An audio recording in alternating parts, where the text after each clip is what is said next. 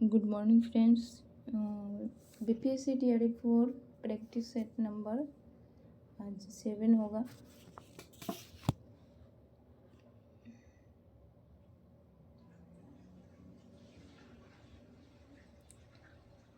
मांसपेशियां जल, प्रोटीन, खनिज, लवण तथा आदि प्रतिशत में पूछ रहा है कितना रहता है। मांसपेशियां जल, प्रोटीन, खनिज, लवण तथा वसा आदि का 70% होती है। मांसपेशियां मुख्य रूप से शरीर में त्वचा तथा अस्थियों के मध्य स्थित होती है। मांसपेशियां अस्थियों के ऊपर आवरण की तरह परतों के रूप में पाई जाती है। शरीर में छोटी बड़ी 639 मांसपेशियां होती है। ठीक है, एक का हो जाएगा ए। 2 में है फेफड़ों की जीवन वायु धारिता को किससे मापा जाता है या नापा जाता है। मेजरमेंट के बारे में पूछ रहा है। स्पाइरोमीटर से फेफड़ों की जीवन वायु धारिता को मापा जाता है। यह फेफड़ों के अंदर से और बाहर हवा की गति को मापने में मदद करता है। इसका प्रयोग अस्थमा, ऑब्स्ट्रक्टिव पल्मोनरी डिजीज और मांस लेने को प्रमाणित करने वाली अन्य स्थितियों के निदान के लिए किया जाता है। 2 का क्या हो जाएगा, सी, स्पाइरोमीटर। मांसपेशिया का मापन अर्गोमीटर से करते हैं। ठीक है, उसके बाद 3 नंबर में है पाचन तंत्र का निम्नलिखित में से कौन सा कार्य नहीं है। पाचन तंत्र डाइजेस्टिव सिस्टम, पाचन नली या आहार नाल एवं सहायक अंगों तथा पाचक नली में विभिन्न पाचन क्रियाओं को सामूहिक रूप से पाचन तंत्र कहते हैं। इसमें भोजन का अंतर्ग्रहण, उसका पाचन, पचे भोजन का अवशोषण करके रुधिर में मिलना तथा अपचरित एवं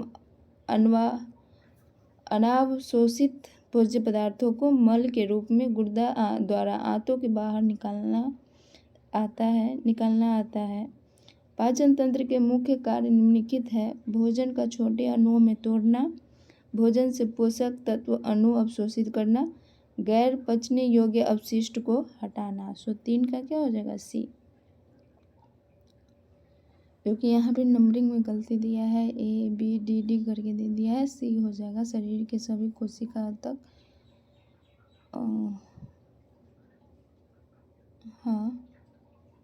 ऑक्सीजन लेने जाना। ठीक है, 1 मिनट। पाचक तंत्र पाचन नली आहार नाल के सहायक अंगों तक पाचक नली में विभिन्न पाचक क्रियाओं की सामूहिक रूप से पाचन तंत्र कहते हैं। इसमें भोजन का अंतर्ग्रहण, ओके,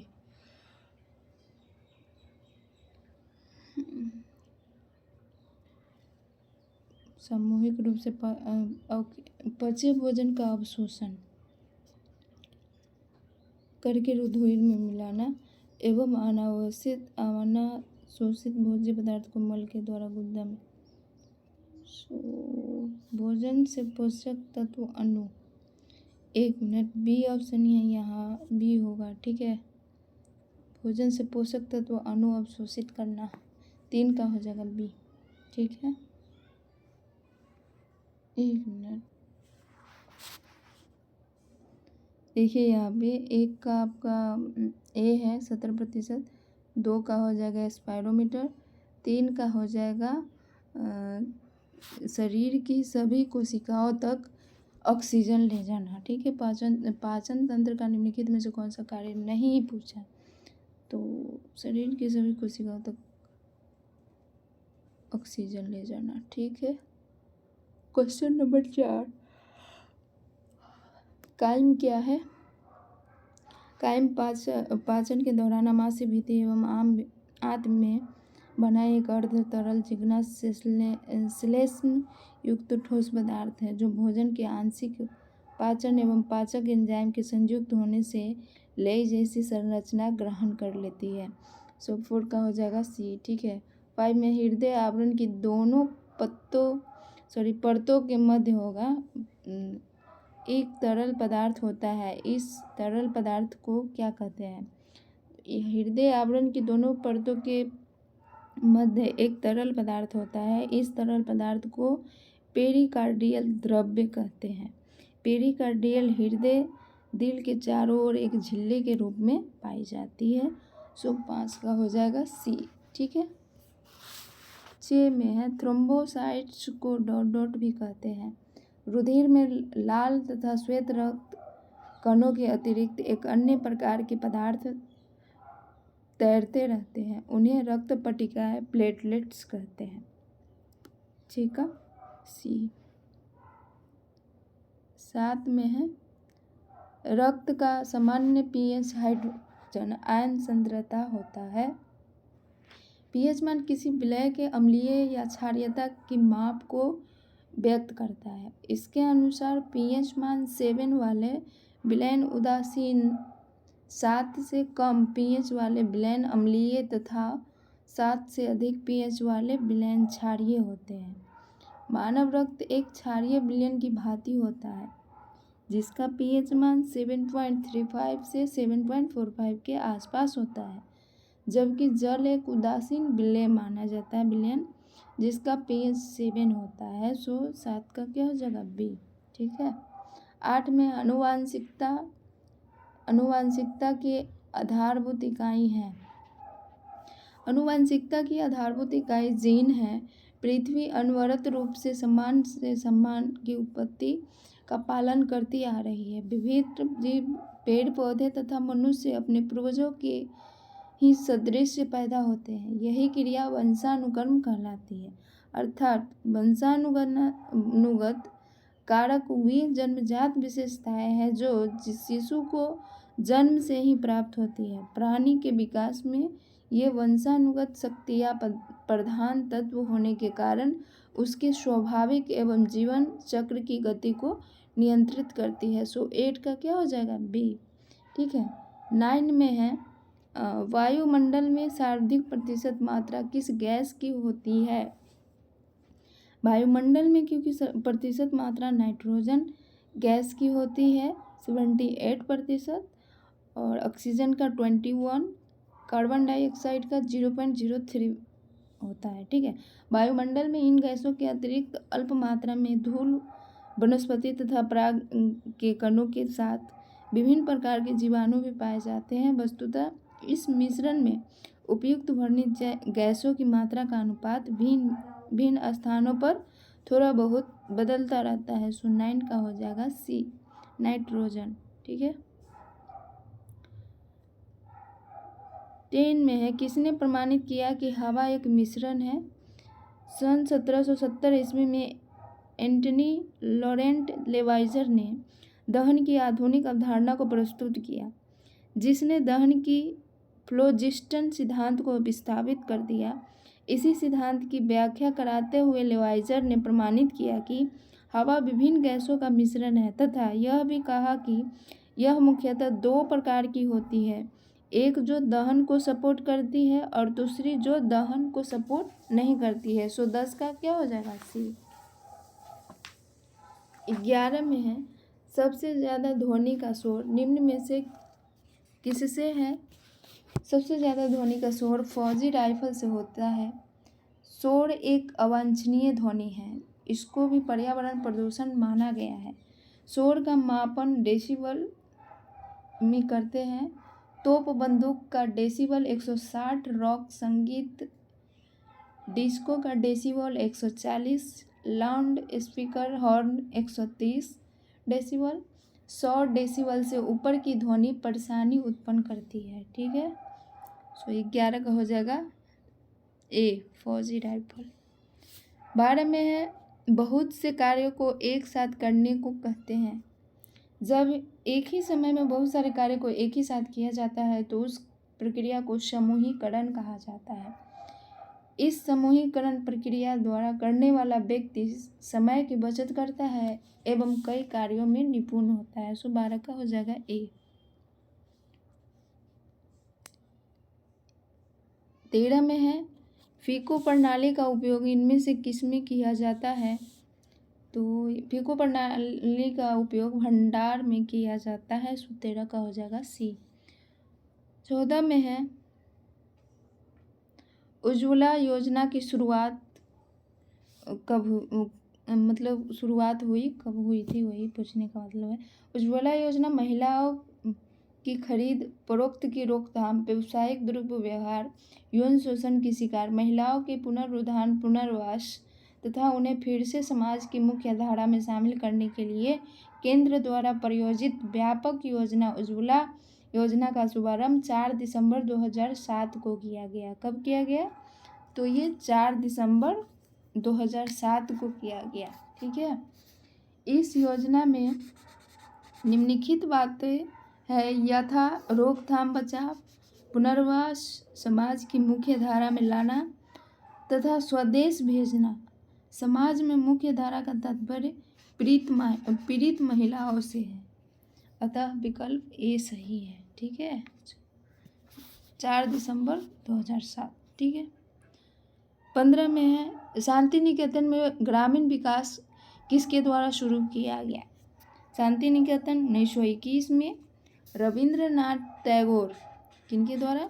रविंद्रनाथ टैगोर ने शांति निकेतन की एक संस्था की स्थापना की जिसमें 8 ग्राम सम्मिलित थे। कितने ग्राम? 8 ग्राम, यानी 8 गांव सम्मिलित थे। इस संस्था का मुख्य उद्देश्य ग्रामीणों की समस्याओं का अध्ययन व निराकरण, ग्रामीण कल्याण के प्रति जनता में रुचि उत्पन्न करना, उनके स्वास्थ्य में सुधार लाना एवं साधनों में विकास लाना है। ठीक है। 15 का हो जाएगा ए, रविन्द्रनाथ टैगोर। 16 में निम्नलिखित में से कौन सा प्रतिनिधित्वात्मक अध्ययन का एक उदाहरण है? एक ही समय विभिन्न आयु के व्यक्तियों की तुलना, प्रतिनिधित्वात्मक अध्ययन यानी क्रॉस सेक्शनल स्टडी। इसमें एक ही बालक अथवा समूह का लंबे समय तक अध्ययन करने के स्थान पर एक ही समय में विभिन्न आयु के बालकों का अध्ययन एक साथ किया जाता है, जैसे 14 वर्ष, 13 वर्ष, 12 वर्ष, 15 वर्ष, 16 वर्ष के बालकों की पोषण और शारीरिक विकास की स्थिति का अध्ययन किया जाता है। 16 का क्या हो जाएगा? ए, एक ही समय विभिन्न आयु के व्यक्ति की तुलना। ठीक है। 17 में है केंद्रीय प्रवृत्ति का मापक कौन सा नहीं है? केंद्रीय प्रवृत्ति का मापक मध्यांक, प्रसार आदि, लेकिन बहुलक केंद्रीय प्रवृत्ति का मापक नहीं होगा। ठीक है। 17 का हो जाएगा सी, प्रसार नहीं है। 18 में है परीक्षा में परीक्षार्थियों के किसी समूह को जितने अंक प्राप्त होते हैं उतने ही अंक बार बार परीक्षा के संचालन में प्राप्त होते हैं। इसे कहते हैं परीक्षा में परीक्षार्थियों के किसी समूह को जितने अंक प्राप्त होते हैं उतने ही अंक बार बार परीक्षा के संचालन में प्राप्त होते हैं। इसे विश्वसनीयता कहते हैं। क्या कहेंगे? विश्वसनीयता। ठीक है। 19 में है जब आंकड़े प्रतिशत में हो तो इसे निम्न आरेख द्वारा बेहतर प्रस्तुत कर सकते हैं। पाई आरेख वृत्ताकार चित्र भी कहते हैं। इसमें आंकड़ों को एक पाई चित्र के रूप में आंतरिक विभाजन करके प्रदर्शित किया जाता है। इसमें आंकड़ों को प्रतिशत के रूप में प्रस्तुत किया जाता है। ठीक है। 19 का हो जाएगा ए, पाई आरेख। 20 में है NRHM कार्यक्रम किस विभाग से संबंधित है? तो ये हो जाएगा स्वास्थ्य विभाग से संबंधित है। 20 का बी। 21 में है स्वास्थ्य शिक्षा प्रदान करने हेतु सरकार द्वारा क्या प्रयास किया जा रहा है? स्वास्थ्य शिक्षा का आशय लोगों को स्वस्थ व उसको सही रखने के लिए बारे में जानकारी प्रदान करना व जागरूकता प्रदान करने से है। स्वास्थ्य शिक्षा प्रदान करने में सरकार की महत्वपूर्ण भूमिका होती है। इसके लिए वह निम्नलिखित प्रयास को करती है। भाषणों, सभाओं व गोष्ठियों का आयोजन करके जानकारी प्रदान करती है। जागरूकता से संबंधित प्रदर्शनी लगाई जाती है। स्वास्थ्य से संबंधित वीडियो व चलचित्रों को बनाकर श्रव्य दृश्य साधनों के माध्यम से स्वास्थ्य शिक्षा प्रदान करती है। सरकार के कर्मचारी घर घर जाकर स्वास्थ्य से संबंधित जानकारी प्रदान करते हैं। ठीक है, 21 का हो जाएगा डी, उपयुक्त में से एक से अधिक। 22 में है आकस्मिक घटना के समय प्राथमिक चिकित्सा दी जाती है। आकस्मिक घटना के समय प्राथमिक चिकित्सा तत्काल दी जाती है। दुर्घटनाग्रस्त व्यक्ति को दुर्घटना स्थल पर विद्यमान अन्य व्यक्तियों द्वारा तुरंत कुछ आवश्यक सहायता प्रदान की जाती है। इस प्रकार की सहायता को ही प्राथमिक चिकित्सा कहा जाता है। प्राथमिक चिकित्सा प्रदान करने का मुख्य उद्देश्य दुर्घटनाग्रस्त व्यक्ति की हालत को अधिक बिगड़ने से बचाना होता है। 22 का हो जाएगा सी, तत्काल। 23 में है प्राकृतिक रंजक है। प्राकृतिक में उपलब्ध साधनों से जो रंग प्राप्त होते हैं वे प्राकृतिक रंग कहलाते हैं, जैसे पेड़ पौधे की पत्तियां, फूल, फल, कलियां, जीव जंतु, चींटियां, खनिज लवण आदि। प्राचीन समय में पेड़ पौधों की छाल, तने, टहनियाँ, पत्तियों, फूल, फल, कलियां आदि से रंग प्राप्त किए जाते हैं। इनसे प्राप्त रंगों से ही वस्त्रों को रंगा जाता है। 27 का हो जाएगा ए, अधिक पर्यावरण मित्र एवं एलर्जी रहित। ठीक है, 23 का ये हो जाएगा। क्वेश्चन नंबर 24 में है इलेक्ट्रॉनिक एवं माइक्रो प्रक्रिया द्वारा नियंत्रित बुनाई में विकल्पों से यह परिणाम हुआ। तो इलेक्ट्रॉनिक एवं माइक्रो प्रक्रिया द्वारा नियंत्रित बुनाई का परिणाम है बेहतर एवं सुनिश्चित गुणवत्ता वाले वस्त्र, उत्पादन की उच्चतर दर, सतत एवं विश्वसनीय निष्पादन। सो इसका ऑप्शन हो जाएगा बी, 1, 3, 4। ठीक है, वेंजिंग प्रक्रिया में खाना पकाने की 2 विधियां अपनाई जाती है। निम्नलिखित तालिका में सही विकल्प कौन सा होगा। वेंजिंग प्रक्रिया में खाना पकाने की 2 विधियां अपनाई जाती है, जो है रोस्टिंग व फ्राइंग। क्या हो जाएगा, रोस्टिंग व फ्राइंग, सी, 25 का सी। 26 में है ICMR 2010 के अनुसार 10 से 12 वर्ष की लड़की के लिए ऊर्जा के लिए अनुशासित आहार होता है। तो इसका हो जाएगा 10 से 12 वर्ष की लड़की के लिए 2010 किलो कैलोरी। ठीक है, बी ऑप्शन। 27 में है NIHFW का कार्य क्षेत्र है। राष्ट्रीय स्वास्थ्य एवं परिवार कल्याण की स्थापना मार्च 1977 को 2 राष्ट्रीय स्तर के संस्थाओं, राष्ट्रीय स्वास्थ्य प्रशासन एवं शिक्षण संस्थान तथा राष्ट्रीय परिवार नियोजन संस्थान का विलय करके की गई थी। यह संस्थान स्वास्थ्य एवं परिवार कल्याण मंत्रालय भारत सरकार के अंतर्गत एक स्वायत्तशासी निकाय तथा शीर्षस्थ तकनीकी संस्था के रूप में कार्यरत है। इसके अतिरिक्त इस संस्थान द्वारा देश में स्वास्थ्य एवं परिवार कल्याण कार्यक्रम को बढ़ावा दिया जाता है। 27 का हो जाएगा बी। 28 में है भारत का कौन सा राज्य प्राथमिक शिक्षा पर सर्वाधिक धनराशि खर्च करता है। तो ये हो जाएगा केरल। ठीक है,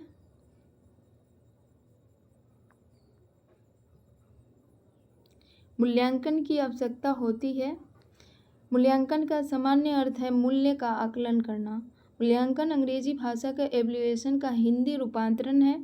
मूल्यांकन यह अनुभवों की एक क्रमवार प्रक्रिया है जो लोगों को उनके द्वारा भविष्य में किए जाने वाले प्रयास को और भी अधिक प्रभावित बनाने में सहायक होती है। 29 का हो जाएगा सी। ठीक है, कार्यक्रम के प्रत्येक चरण पे। ठीक है, उसके बाद है 23 में है जन्म से 30 मिनट तक की अवस्था कहलाती है। तो नवजात अवस्था को 2 भागों में विभाजित किया गया है, एक पार्टूनेट, एक दूसरा नियोनेट। पार्टूनेट अवस्था वह है जिसमें बालक की नाल काटकर बच्चे को माँ से अलग कर दिया जाता है। यह अवस्था 15 से 30 मिनट तक होती है। नियोनेट अवस्था पार्टूनेट अवस्था की समाप्ति के बाद प्रारंभ हो जाती है, जिसकी अवधि हॉलॉक ने जन्म से 2 सप्ताह मानी है। नवजात शिशु कहा जाता है। 30 का हो जाएगा सी। जन्म से 30 मिनट तक की अवस्था कहलाती है पार्टूनेट अवस्था। ठीक है, 31 में है किशोरावस्था की विशेषताएं हैं। किशोरावस्था की विशेषताएं, सभी विकल्प सही है। जैसे यह सेक्सुअल विकास की अवस्था है, यह भावनात्मक उथल पुथल की अवस्था है, यह पहचान खोजने की अवस्था है। किशोरावस्था अंग्रेजी भाषा के एडोलसेंस शब्द का हिंदी रूपांतरण है। प्रस्तुतः किशोरावस्था यौवना आरंभ से परिपक्वता तक वृद्धि एवं विकास का काल है। 10 वर्ष आयु से 19 वर्ष तक की आयु के इस काल में शारीरिक तथा भावनात्मक स्वरूप से अत्यधिक महत्वपूर्ण परिवर्तन होते हैं।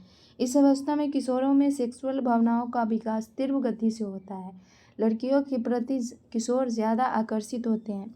इस अवस्था में किशोर ऊहापोह की स्थिति में रहते हैं, उनके अंदर स्थिरता नहीं रहती है। इस अवस्था में किशोर अपनी एक अलग पहचान बनाना चाहते हैं, जिसके लिए यह अत्यधिक प्रयत्नशील रहते हैं। जो 31 का हो जाएगा डी, एक से अधिक। ठीक है। 32 में है, जीन पियाजे के अनुसार वर्णित कॉग्निटिव विकास की सेंसरी मोटर अवस्था है। तो ये अवस्था 0 से 2 वर्ष होती है। जीन पियाजे के अनुसार संज्ञानात्मक विकास की अवस्था है संवेदी गामक अवस्था, सेंसरी मोटर। 0 से 2 वर्ष की इस अवस्था में बच्चा किसी वस्तु को देखकर सुनकर ज्ञान प्राप्त करता है, अर्थात बच्चा वस्तु को देखकर और सुनकर ही उस वस्तु को महसूस करने की कोशिश करता है। 32 का हो जाएगा ए। ठीक है। 33 में है, निम्नलिखित में से कौन सी स्त्री प्रजनन अंगों में नहीं आता है? वास डिफरेंस स्त्री प्रजनन अंग में नहीं आता है।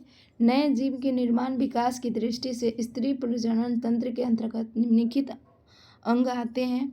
जैसे प्रजनन अंग के 2 पार्ट बांटा गया, आंतरिक अंग, बाह्य अंग। आंतरिक अंग में आएगा अंडाशय या डिम्बा ग्रंथि यानी ओवरी। दूसरा है अंडवाहिनी या डिम्बावाहिनी, फ्लोपियन ट्यूब। तीसरा हो जाएगा यूट्रस, गर्भाशय। और चौथा है वेजाइना, योनि।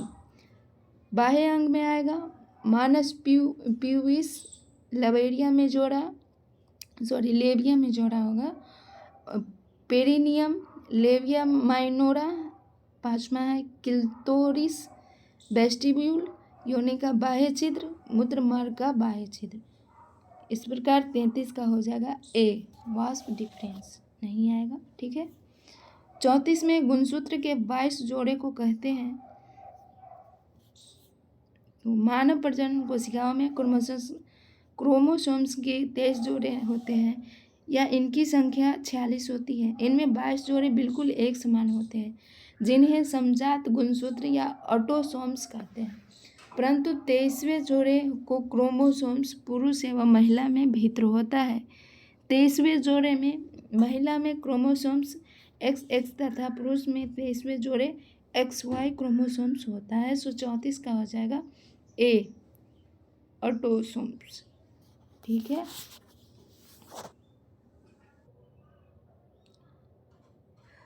ओके। क्वेश्चन नंबर 35 में है, प्रसव में पहले नितंब आना, इसके बाद टांगे और भौं, बाहें और अंत में सिर आना वह स्थित है। शिशु के जन्म के कई प्रकार होता है। शिशु जन्म की प्रक्रियाएं निम्नलिखित है। जैसे कि सामान्य व स्वाभाविक प्रसव।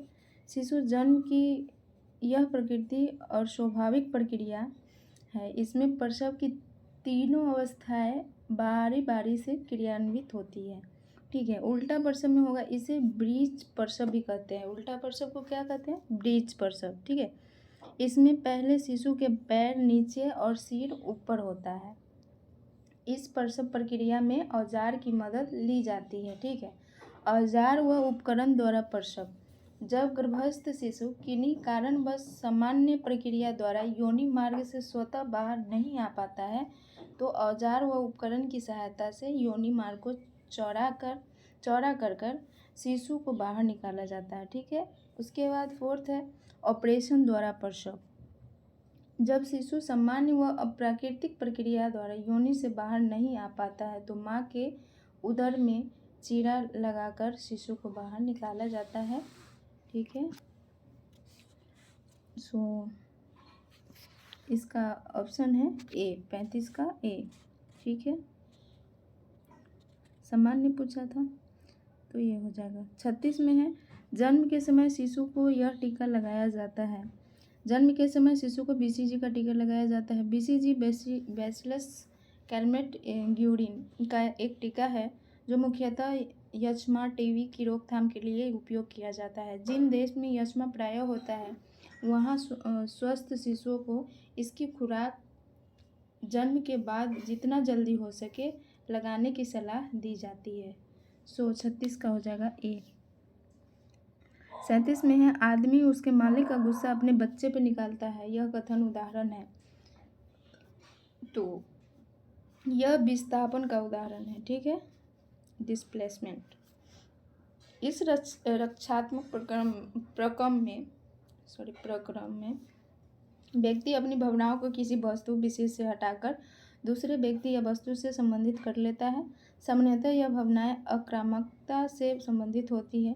जैसे एक व्यक्ति जो अपने ऑफिस में अपने बॉस से नाराज होने पर अपनी गुस्सा बॉस की नौकरी छूट जाने के भय से उन्हें नहीं उतार पाता है, वहाँ वह खुद को नियंत्रित कर लेता है, पर घर पहुँचते ही अपना सारा गुस्सा पत्नी, बच्चे, नौकर आदि पर उतार देता है। 37 का हो जाएगा ए, विस्थापन। ठीक है, उसे डिस्प्लेसमेंट इंग्लिश में कहते हैं। 38 में है, विकास के किस अवस्था में बालक स्कूल शिक्षा के लिए तैयार होते हैं? अधिकतर समय दोस्तों के साथ खेलने में व्यतीत करते हैं। तो इसका हो जाएगा 2 से 6 वर्ष की अवस्था को पूर्व बाल्य अवस्था कहते हैं। इस अवस्था को समस्या उम्र तथा पूर्ण प्राथमिक अवस्था भी कहते हैं। मनोवैज्ञानिक ने इसे खोजी उम्र, प्रश्न पूछने की अवस्था तथा अनुकरण की अवस्था भी कहा है। 38 का हो जाएगा बी, पूर्व बाल्यावस्था। 39 में है, भूलने की अचेतन प्रक्रिया है। भूलने की अचेतन प्रक्रिया को दमन कहते हैं। क्या कहते हैं? दमन कहते हैं। विस्मृति वह मानसिक प्रक्रिया है जिसमें जो ज्ञान अचेतन मन में सुरक्षित होगा वह वहाँ से विलोपित हो जाता है, जिसके कारण वह चेतन मन में नहीं आ पाता है। जिस ज्ञान का प्रयोग विलोपन या विस्मृति कहते हैं, यह 2 प्रकार के होते हैं, एक सक्रिय विस्मृति, दूसरा निष्क्रिय विस्मृति। तो सक्रिय विस्मृति का सुन लीजिए। इसमें हम जानबूझकर भूलने का प्रयास करते हैं परंतु भूल नहीं पाते हैं। यह स्मृति संकेत और स्मृति चिन्ह के कारण अस्थायी हो जाती है। ठीक है, दूसरा हो जाएगा निष्क्रिय विस्मृति, जिसको हमारा मस्तिष्क याद तो करना चाहता है परंतु वह ऐसा नहीं कर पाता है, अर्थात उसका जो ज्ञान होता है वह अचेतन में जाकर विलोपित, दमन हो जाता है। ठीक है, 39 का क्या हो जाएगा? सी, भूलने की अचेतन प्रक्रिया, दमन। ओके, 40 में है, कोशिका झिल्ली के लिपिड द्विपरत में फास्फोलिपिड्स है। तो कोशिका झिल्ली सेल मेम्ब्रेन्स के लिपिड द्विपरत में फास्फोलिपिड जलभीरु तथा जलप्रिय, यानी जलभीरु को हाइड्रोफोबिक कहते हैं और जलप्रिय को हाइड्रोफिलिक कहते हैं। ठीक है, 40 का क्या हो जाएगा? बी, ए और सी दोनों। ओके, 41 5 खाद्य समूह पद्धति है। ICMR द्वारा वर्णित 5 खाद्य समूह खाद्यान्न, अनाज एवं उत्पाद, गेहूँ, चावल, बाजरा आदि। दालें एवं फलियां में हो जाएगा सोयाबीन, राजमा, अरहर दाल आदि। दूध एवं दूध उत्पाद, दही, पनीर, अंडा, मछली, लीवर आदि। फल एवं सब्जियां, आम, अमरूद, गाजर, गोभी।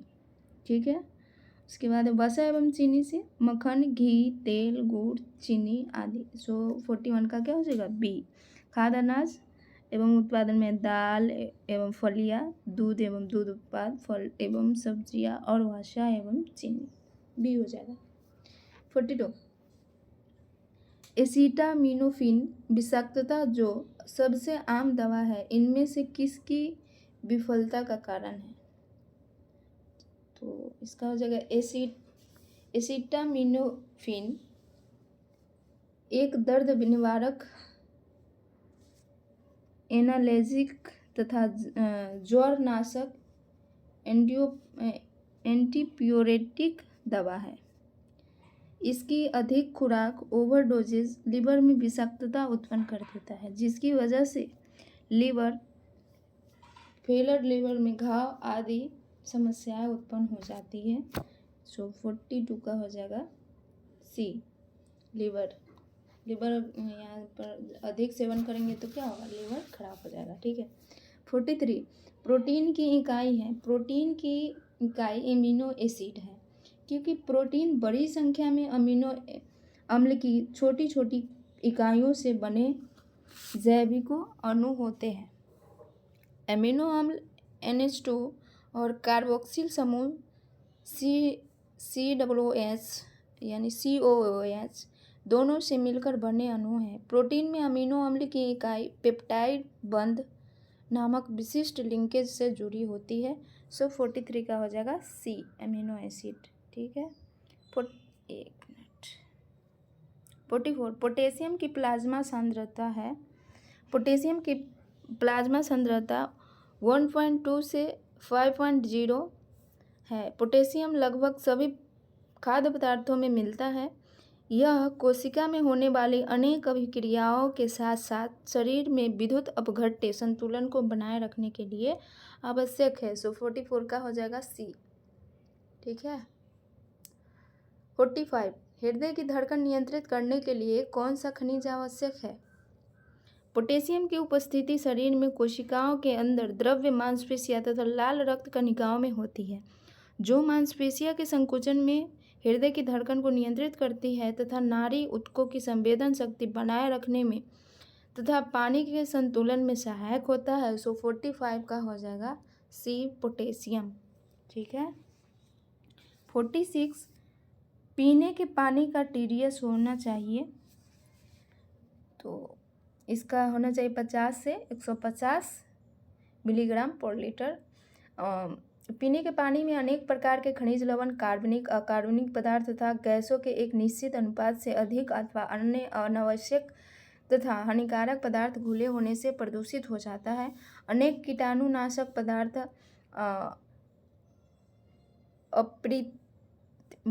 अपतृणाशक पदार्थ, रासायनिक खाद, औद्योगिक अपशिष्ट, वहित मल आदि जल प्रदूषण पदार्थ है। ये पदार्थ जल को विभिन्न प्रकार से प्रदूषित कर देते हैं। सो 46 का हो जाएगा बी, 50 से 150। ठीक है। नेक्स्ट है 47 में है फलों और सब्जियों में सर्वाधिक विटामिन सी समृद्ध मिश्रण मिलता है। तो इसका हो जाएगा फलों और सब्जियों में सर्वाधिक विटामिन सी समृद्ध मिश्रण में मिलता है। फलों और सब्जियों में भरपूर मात्रा में विटामिन एवं खनिज लवण पाए जाते हैं, जो शरीर निर्माण तथा सुरक्षात्मक कार्य करते हैं। सो 47 का क्या हो जाएगा सी, गोभी और संतरा में मिलता है।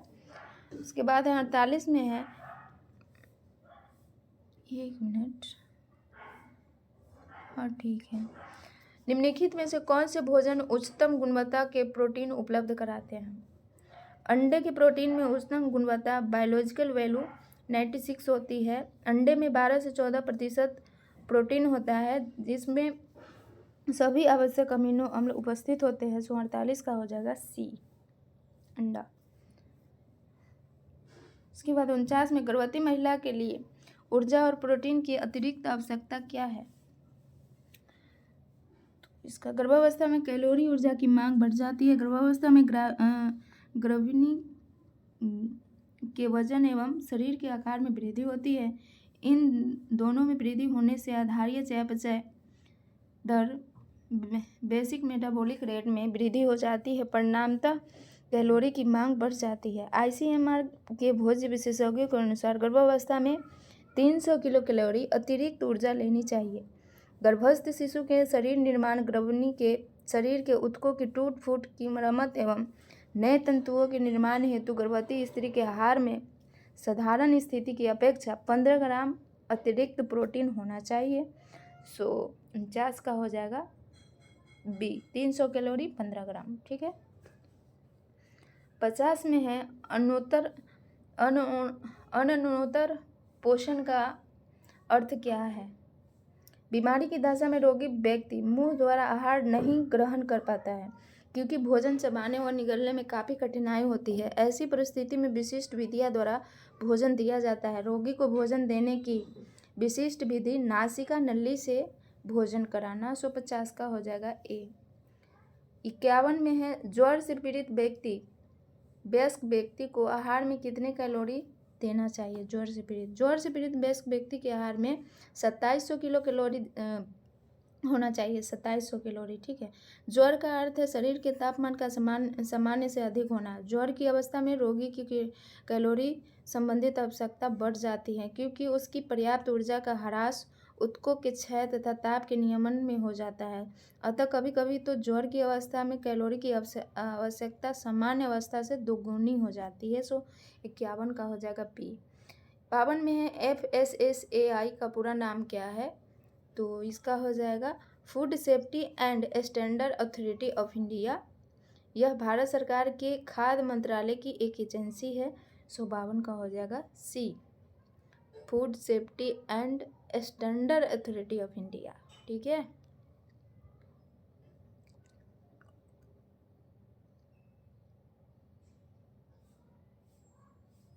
तिरपन में है लेथरिज्म नामक खतरनाक बीमारी होती है। खेसारी दाल खाने से लेथरिज्म नामक खतरनाक बीमारी होती है। इस दाल का अधिक सेवन करने से पैरों में लकवा मार जाता है। इसमें एक प्रकार का विषाक्त पदार्थ उपस्थित रहता है जिसे BN auxiliary B diamino acid कहते हैं। ठीक है। 53 का हो जाएगा ए। 54 में है ऊन की दूसरी परत कहलाती है। ऊन की दूसरी परत कॉर्टेक्स कहलाती है। यह प्राकृतिक जगत के प्राणीज समूह से प्राप्त होने वाला प्रोटीन युक्त रेशा है। इसमें केराटिन नाम का प्रोटीन होता है। ऊन से वस्त्र बनाने का कार्य सर्वप्रथम इंग्लैंड में किया गया। इसका रेशा टेढ़ा मेढ़ा, छोर पर नुकीला एवं बहुकोषीय होता है। ऊन की 3 परतें होती है। पहली परत को क्यूटिकल बाहरी, दूसरी परत को कॉर्टेक्स मध्य, तीसरी परत को मेडुला आंतरिक होती है। ठीक है। क्यूटिकल, कॉर्टेक्स और मेडुला। 54 का हो जाएगा ए। ये मानव निर्मित रेशों में है। 1 मिनट। 54 का हो जाएगा ए, कॉर्टेक्स। उनकी दूसरी परत कॉर्टेक्स और तीसरी है मेडुला।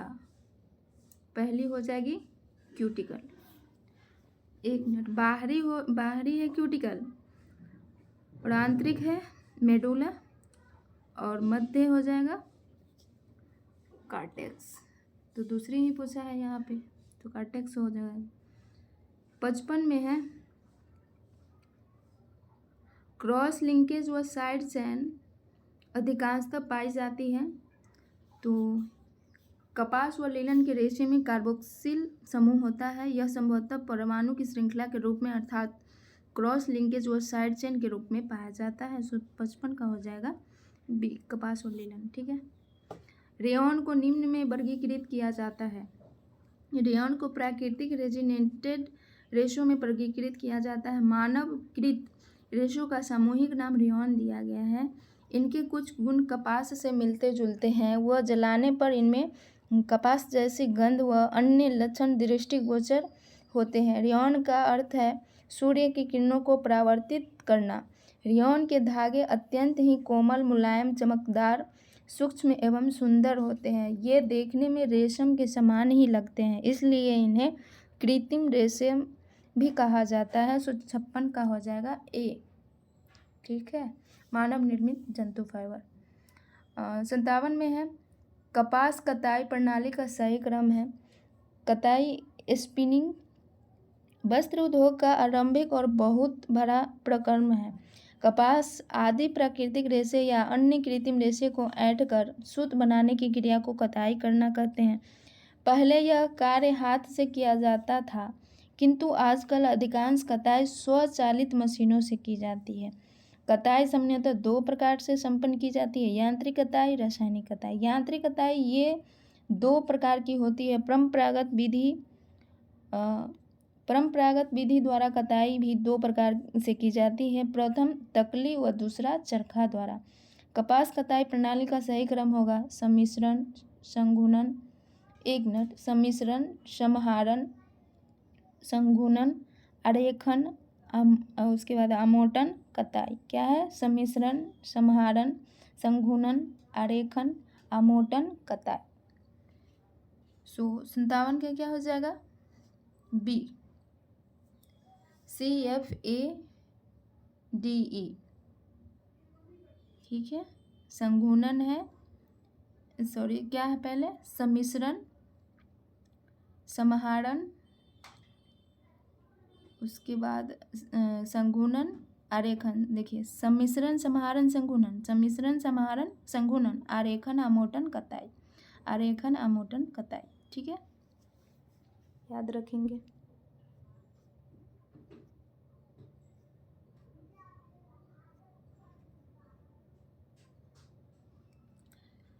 फिफ्टी में है तुकामों की श्रृंखला जो एक रेशे में क्षैतिज रूप से पिरोई जाती है डॉट कहलाती है। तुकामों की श्रृंखला जो एक रेशे में क्षैतिज रूपों से पिरोई जाती है बाना वेफ्ट कहलाती है। वेफ्ट बाना निटिंग की रचना विधि हाथ से सिलाइयों पर की गई बुनाई की तरह है। इसमें केवल एक ही धागे का प्रयोग किया जाता है। धागा क्षैतिज दिशा में बुने भाग के आर पार press horizontally across the fabric आता जाता है। इस बुनाई विधि बाने के धागे के समान ही दाईं से बाईं तथा बाईं से दाईं की ओर कपड़े के अनुप्रस्थ रेखा के साथ चलता है। 58 का हो जाएगा सी। ताना, तुकामों की श्रृंखला एक रेशे में क्षैतिज रूप में पिरोई जाती है तो ताना कहलाएगी। ठीक है। 59 में है बिना सिकुड़न वाला वस्त्र तैयार किया जाता है। बिना सिकुड़न वाला वस्त्र सेंफोराइजिंग से तैयार किया जाता है। यह धुलने के पश्चात भी नहीं सिकुड़ता है। वस्त्र धोने के बाद सिकुड़न छोटा न हो जाए इसके बचाव के लिए सेंफोराइजिंग से तैयार वस्त्र किया जाता है। ठीक है, तो 59 का हो जाएगा बी। 60 में है नील लगाने वाले कर्मक प्रयोग किए जाते हैं। सफ़ेद वस्त्र के निरंतर प्रयोग तथा बार बार साबुन से धोने पर कुछ समय के बाद पीले पड़ जाते हैं। वस्त्र पर हल्का पीलापन आ जाता है। इस पीलेपन के कारण श्वेत वस्त्र बेजान, भद्दे, अनाकर्षक एवं पुराने दिखते हैं। इसके लिए नील अथवा अन्य प्रकाशीय व्यंजन का उपयोग किया जाता है। नील लगाने से वस्त्र श्वेत, उज्ज्वल, चमकदार, नवीन, ताज़ा एवं जीवंत दिखता है। नील के प्रयोग से वस्त्र का भद्दापन दूर हो जाता है। 60 का हो जाएगा ए। 60 का क्या है? ए। सफ़ेद कपड़ों पर नील का प्रयोग किया जाता है। ठीक है। 61 में है रेडीमेड कपड़ों के निर्माण में नाप की किस विधि का प्रयोग किया जाता है?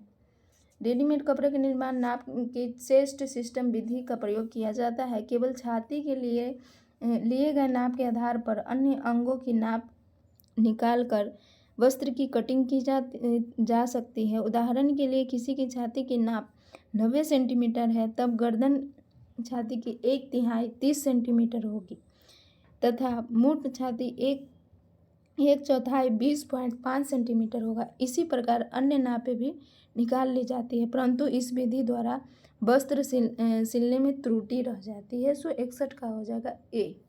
ठीक है। 62 में है ब्राउन शीट पर माप के निशान लगाकर किसी पैटर्न के काटने को कहते हैं। तो इसका हो जाएगा ड्राफ्टिंग का प्रयोग हम इसलिए करते हैं ताकि वस्त्र खराब ना हो। पहले हम ड्राफ्टिंग बनाते हैं, फिर बाद में ड्राफ्टिंग को कपड़े के ऊपर रख कर वस्त्र को काटते हैं। ड्राफ्टिंग से परिधान में अच्छी नाप तथा अच्छी फिटिंग आती है। 62 का हो जाएगा बी। 63 में लोहे की जंग के धब्बे को निम्न के उपयोग से हटाया जा सकता है। लोहे की जंग धब्बे को ऑक्जेलिक अम्ल के उपयोग से हटाया जा सकता है। धब्बे को पानी में भिगोकर उस पर ऑक्जेलिक अम्ल की कुछ मात्रा रगड़कर धूप में रखे वस्त्र साफ होने के बाद पानी में खंगाल कर अम्लीय प्रभाव से मुक्त कर ले। ऑक्जेलिक एसिड एक ऑर्गेनिक कंपाउंड है जिसमें C2H2O4 फार्मूला है और यह एक रंगहीन क्रिस्टलाइन सॉलिड है जो पानी में रंगहीन सॉल्यूशन बनाता है। सो 63 का हो जाएगा बी, ऑक्जेलिकम। ठीक है। 64 में है गृह विज्ञान का अर्थ होता है। गृह विज्ञान विषय कला एवं विज्ञान दोनों है, जिसमें कला के साथ विज्ञान की भी पढ़ाई कराई जाती है। कला के अंतर्गत सभी गृह संबंधी कलाएं जैसे पाक कला, मातृकला, सिलाई कला, वस्त्र धुलाई कला आदि आते हैं। विज्ञान के अंतर्गत शरीर क्रिया विज्ञान, शरीर रक्षा विज्ञान आदि आते हैं। सो 64 का हो जाएगा सी। ठीक है। 65 में है योजना में व्यक्तिगत उद्देश्य से निर्णयों की श्रृंखला होती है जो एक दूसरे पर निर्भर है। यह किसका कथन है? योजना में व्यक्तिगत उद्देश्य निर्माण की श्रृंखला होती है जो एक दूसरे पर निर्भर है। यह कथन ग्रॉस एवं कैंडल महोदय जी का है। किसका है? ग्रॉस एवं कैंडल महोदय जी का है। ग्रॉस एवं कैंडल महोदय जी के अनुसार वास्तविक आय वस्तुओं और सेवाओं के उस समूह को कहते हैं जो एक परिवार को एक निश्चित अवधि में उपयोग के लिए प्राप्त होती है। सो 65 का हो जाएगा बी। 66 में है चालू खाते में से पैसा निकाला जा सकता है। तो चालू खाता करेंट अकाउंट एक प्रकार का बैंक खाता है। इस खाते में बैंक जमा धनराशि पर कोई ब्याज नहीं देता, परंतु इसमें बचत खाते की अपेक्षा धन को कई बार आवश्यकता अनुसार निकाला या जमा किया जा सकता है। सो 66 का हो जाएगा सी। ठीक है। 67 में है उपभोक्ता संरक्षण अधिनियम 1986 का प्रारंभ और विस्तार हुआ। तो 1986 यानी 1986 का प्रारंभ यानी उपभोक्ता संरक्षण अधिनियम 1986 का प्रारंभ और विस्तार जम्मू एवं कश्मीर राज्य के अतिरिक्त संपूर्ण भारत में है।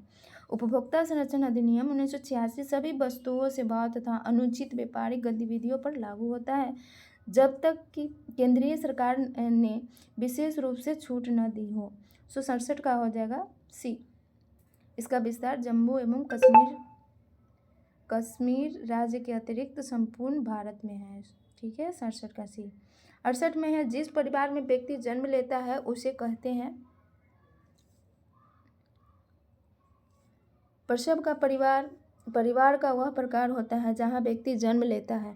माता एवं शिशु दोनों के जीवन में जन्म का अत्यंत महत्वपूर्ण स्थान है। वस्तुतः जन्म लेना अथवा जन्म देना एक प्रक्रिया का नाम है जिसमें शिशु को माता के शरीर से अलग स्वतंत्र अस्तित्व के रूप में स्थापित किया जाता है। जन्म जीवन आरंभ का समय नहीं, जीवन तो गर्भकाल के समय ही आरंभ हो जाता है।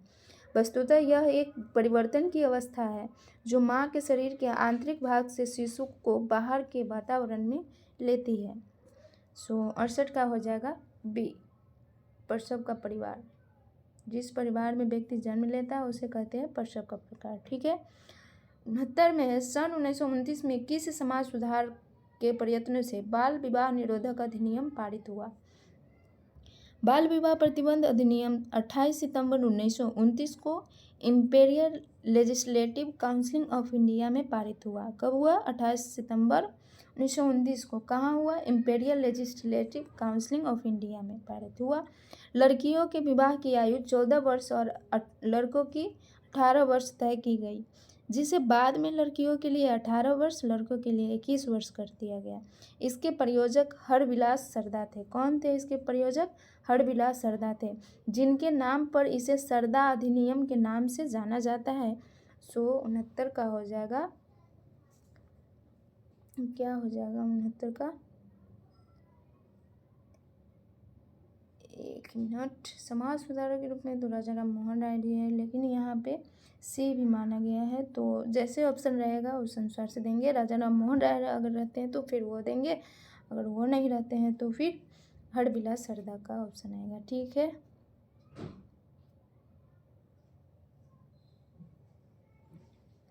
सत्तर में है एक प्यासे व्यक्ति का दूसरा ग्लास पीने पर कम संतोष मिलता है। यह स्पष्ट विषय है।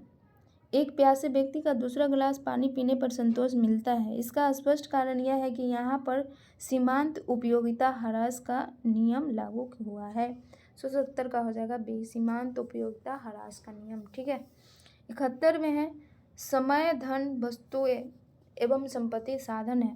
गृह व्यवस्था में साधनों का अत्यधिक महत्व होता है। गृह कार्य व्यवस्था में सहायक साधनों को 3 प्रकार से वर्गीकृत किया गया है: भौतिक साधन, मानवीय साधन और सार्वजनिक साधन। समय धन वस्तुएं एवं संपत्ति भौतिक साधन है। परिवार में सदस्य की संख्या, रुचि, व्यवहार व मनोवृत्ति, ज्ञान व प्रवीणता आदि मानवीय साधन है। विद्यालय, अस्पताल, पुस्तकालय, बैंक, डाकघर, बीमा निगम आदि स्थल क्या है? सार्वजनिक साधन है। 171 का हो जाएगा ए। भौतिक साधन है। समय धन वस्तुएं क्या है? तो भौतिक साधन है। निम्न में कौन सा घरेलू उपकरण समय तथा शक्ति बचत करता है? तो ये प्रेशर कुकर भोजन पकाने का ऐसा बर्तन होता है जिसमें उच्च दबाव के कारण अधिक तापक्रम पर भोजन पकाया जाता है, इसलिए भोजन कम समय और कम ईंधन में पक जाता है। 72 का हो जाएगा ए। 73 में घर के निजी क्षेत्र में यह कमरे होते हैं। तो शयन कक्ष, बेडरूम। घर के निजी क्षेत्रों में शयन कक्ष, स्टडी कक्ष होते हैं। शयन कक्ष निद्राकार या सोने का कमरा होता है। एकांतता शयन कक्ष की प्रथम आवश्यकता है। वह सुविधाजनक भी होनी चाहिए तथा शोर शराबे से दूर होना चाहिए। अध्ययन कक्ष, स्टडी रूम। यदि घर बड़ा है और पर्याप्त साधन है तो उसमें एक अध्ययन कक्ष भी दिया जा सकता है। यह डॉक्टर, वकील, प्रधानाध्यापक, चार्टर अकाउंटेंट जैसे लोगों के लिए जिन्हें अध्ययन आवश्यक है उपयोगी रहता है। अध्ययन के लिए शांति आवश्यक है, अतः इसे घर के सुदूर कोनों में या ऊपर की मंजिल पर रखा जाए तो ठीक रहेगा। 173 का हो जाएगा बी। 74 में है टुकड़ों को जोड़कर जब एक वस्त्र बनाया जाता है तो उसे उस रूप में वर्गीकृत किया जाता है। तो इसका हो जाएगा उसे सजावटी रूप में वर्गीकृत किया जाता है। ठीक है, सी हो जाएगा 74 का। 75 में है किसी आर्किटेक्टर के द्वारा बनाया गया एक बिल्डिंग मैप कहलाता है। तो ज्यामितीय डिजाइन कहलाता है। ज्यामितीय डिजाइन वे नमूने होते हैं जिन्हें बनाने के लिए विभिन्न प्रकार के पैमानों का सहारा लेना पड़ता है। सूक्ष्म डिजाइन केवल सजावट के उद्देश्य से बनाए जाते हैं। 175 का हो जाएगा बी। ठीक है। 76 तीखे रंग के कपड़े दर्शाते हैं। तो रंगों के उचित मेल में जीवन में सरसता आती है तथा संतुष्टि की प्राप्ति होती है। पर्व त्योहार पर चटक रंग के वस्त्र तथा चमकीले रंग से सजा कमरा अच्छा लगता है। तीखे रंग के कपड़े खुशी दर्शाते हैं। 176 का हो जाएगा सी। 77 में है जापानी पुष्प सजा में शो इंगित करता है। पूर्व के देश जैसे भारत, चीन, जापान में उद्यानों और पुष्पों से लोगों को सदा प्रेम रहा। जापान में पुष्प विन्यास को एक महत्वपूर्ण कला माना गया। जापान में पुष्प सज्जा का आरंभ 6वीं सदी से आरंभ आज से लगभग 14 वर्ष पहले इकेबाना पुष्प सज्जा को जापान में इकेबाना के नाम से पुकारा जाता है। इकेबाना का शाब्दिक अर्थ है जीवित फूल। ठीक है। 177 का क्या हो जाएगा सी। जापानी पुष्प सज्जा में शो इंगित करता है मनुष्य। प्रत्येक जापानी सज्जा में 3 आधार प्रतीक यानी बेसिक सिंबॉलिक होते हैं। ये 3 टहनियों के माध्यम से प्रदर्शित किए जाते हैं। सीन हो जाएगा स्वर्ग को। सीन किसको करेगा? स्वर्ग को। सो मनुष्य को और हाइकी पृथ्वी को इंगित करती है। ओके। 78 में है प्रसार शिक्षा में एक्सटेंशन शब्द का सर्वप्रथम प्रयास किसने और कब किया? तो प्रसार शिक्षा में एक्सटेंशन शब्द का सर्वप्रथम प्रयोग ईवी बोरहिज ने 1894 में किया। प्रसार शिक्षा 2 शब्द से मिलकर बना है। प्रसार एक्सटेंशन शब्द या एजुकेशन शिक्षा। एक्सटेंशन शब्द लैटिन भाषा की एक्स तथा टेंसियो से मिलकर बना है। एक्स का अर्थ आउट यानी बाहर और टेंसियो का अर्थ है टू या स्प्रिट यानी फैलना, विस्तार करना। प्रसार शिक्षा वह शिक्षा है जो विद्यालय अथवा किसी संस्थान की सीमाओं से बाहर युवाओं तथा प्रौढ़ों को दी जाने वाली शिक्षा है। प्रसार शिक्षा मुख्य रूप से औपचारिक शिक्षा से वंचित ग्रामीण कृषकों, पशुपालकों, दूध उत्पादकों, गृहिणियों तथा स्कूल छोड़ने वाले बालकों को दी जाती है। प्रसार शिक्षा एक निरंतर चलने वाली शिक्षा है जिसका कोई अंत नहीं है। 178 का हो जाएगा बी। कौन दिया था? ईवी बोरहिज 1894 में। ठीक है।